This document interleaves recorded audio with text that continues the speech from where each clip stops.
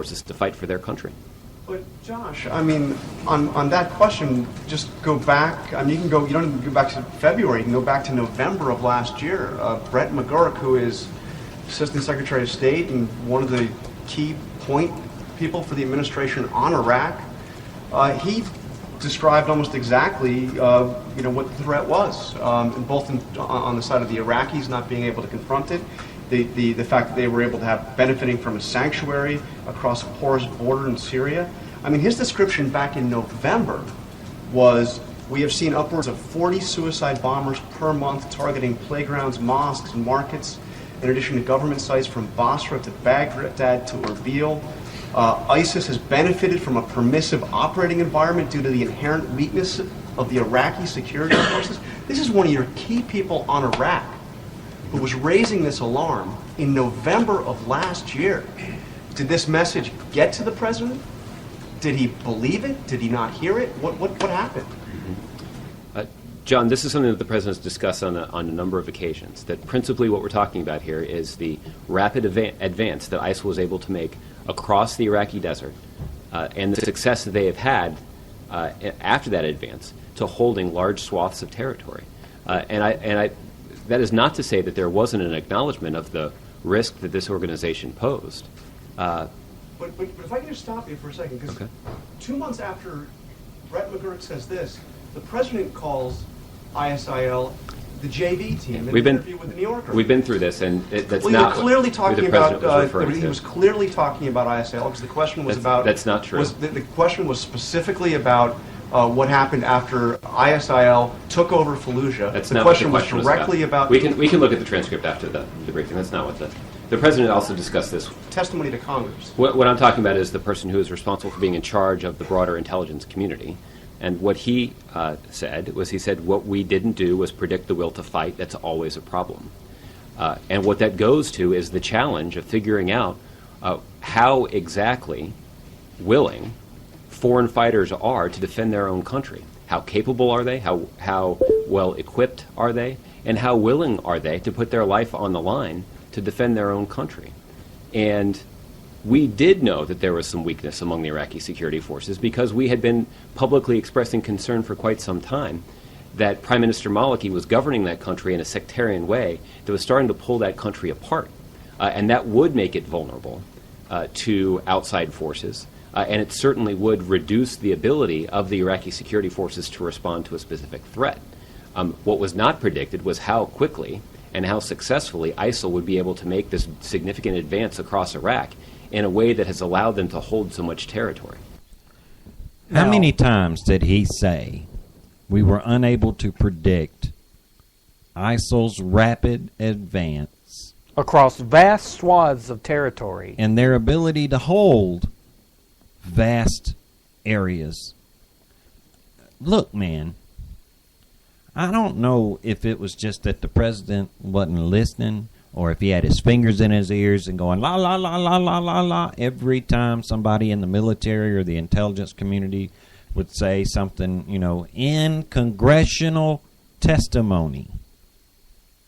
These people are testifying before the all of these various committees, and they've said the same things every time. On this show, we have played multiple clips of these people giving warning after warning after warning. There's been many times that we've said, pay attention, you're going to see this material again. And how many times, just leave the intelligence organizations out of it. How many times did conservative pundits warn of this? People who had been, working in the Middle East, keeping their eyes on what's going on in the Middle East. I hate to go back to Glenn Beck again, but good God, well, I go back to him because they specifically mocked him for suggesting that the extreme Islamists had this overwhelming desire to form a caliphate. Our president won't even acknowledge that that's what they've done. He won't even call them what they call themselves. He The keeps Khalifah. referring to these people as the ISIL, continuously spitting in the face of Israel every time he does it. And speaking of Israel, Netanyahu, their prime minister, gave a great speech at the UN where he was warning, about, he specifically warned about the threat of Iran getting the bomb. Mm-hmm.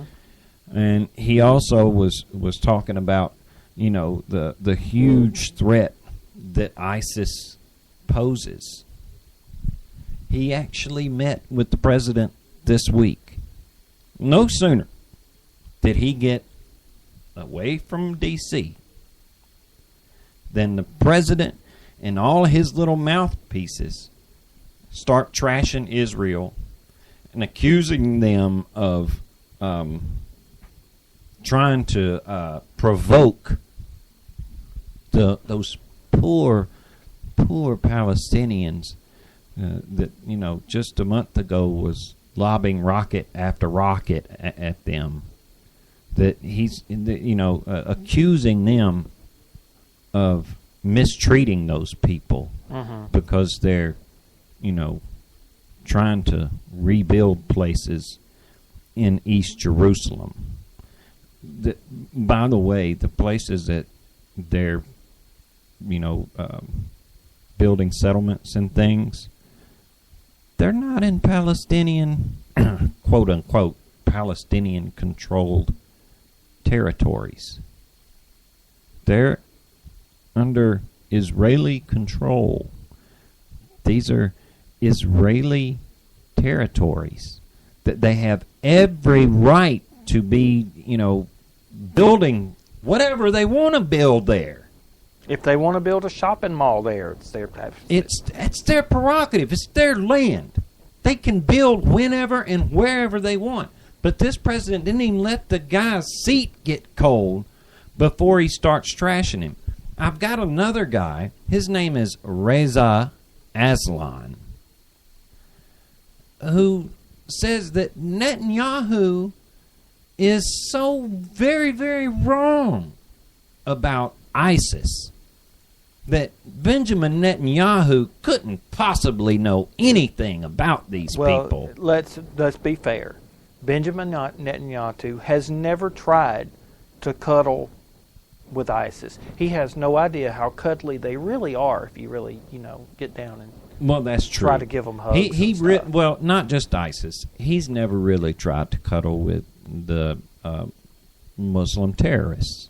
Not like our president did when he, open-armed the Muslim Brotherhood.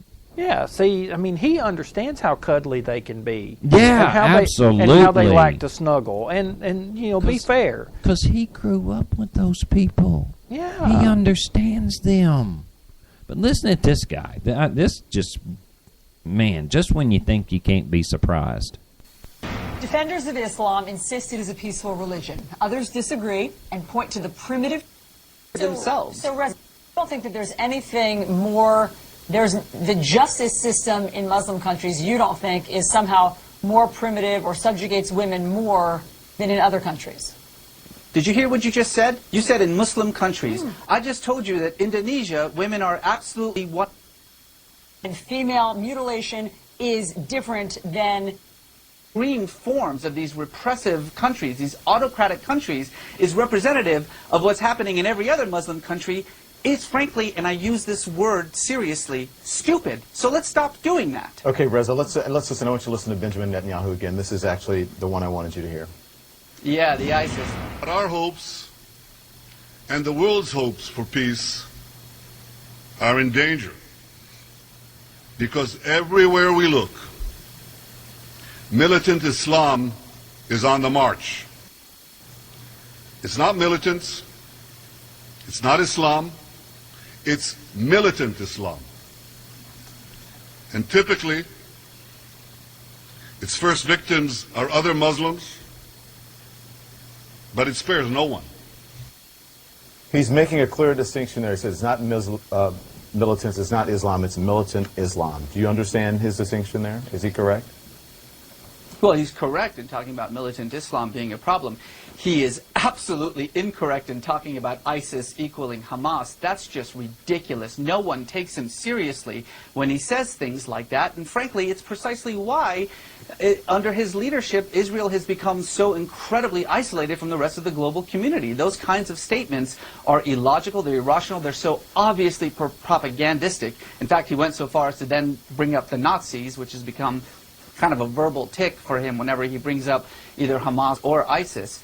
Again, these kinds of oversimplifications, I think, only cause more danger. There is a very real problem. ISIS is a problem. Al-Qaeda is a problem. These militant Islamic groups like Hamas, like Hezbollah, like the Taliban have to be dealt with. But it doesn't actually help us to deal with them when instead of talking about rational conflicts, rational criticisms of a particular religion, we instead so easily slip into bigotry by simply painting everyone with a single brush, as we have been doing in this conversation, mind you.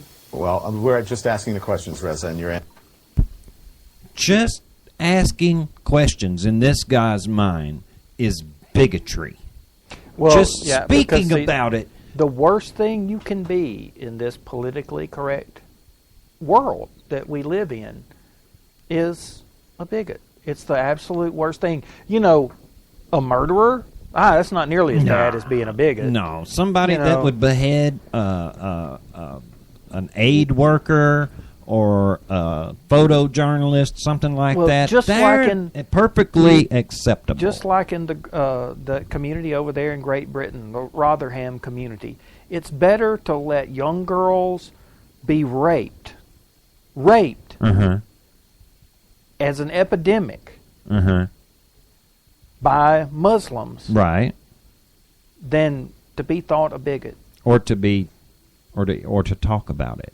You know, yeah. See, it's just to talk about it makes you a bigot. And he said that Netanyahu keeps making. He called it a verbal tick. That Netanyahu keeps making comparisons to Hamas and ISIS, like as Nazis, and says that is some sort of verbal tick. Maybe because might be nutty, but maybe because Hamas and ISIS have stated their complete and total desire to annihilate all things Jew. Maybe that might have something to do with it. But no, that makes him a bigot. Who else did that? Oh, the Nazis. Yeah, the Nazis. The only other group that has had any success in that endeavor, by annihilating roughly about 6 million or so. But he shouldn't. There's no way he should bring up these terrorists and Nazis in the same in the same sentence. I mean, because they're completely different. I mean, all right, look. The Nazis, they gassed the Jews, okay? They put them in these gas chambers, or they starved them to death or worked them to death, something like that. They didn't behead them or crucify them. Right. See, that's completely different. It's completely different. Completely different the way that they kill them. And the Nazis, let's just get real here, Marty. The Nazis were not operating under Sharia law. Well, if you do it under Sharia law, it's okay. It's okay. Oh, I get it. Like raping young infidel girls. But see, the thing is it wasn't a bunch of Muslim girls being raped in Rotherham. It was it was those white European girls that were being raped. They were infidels. It's okay. Things get really bad when I actually catch myself agreeing with somebody like Bill Maher. Yeah. I've listened to this clip with Bill Maher. He's basically talking about the left's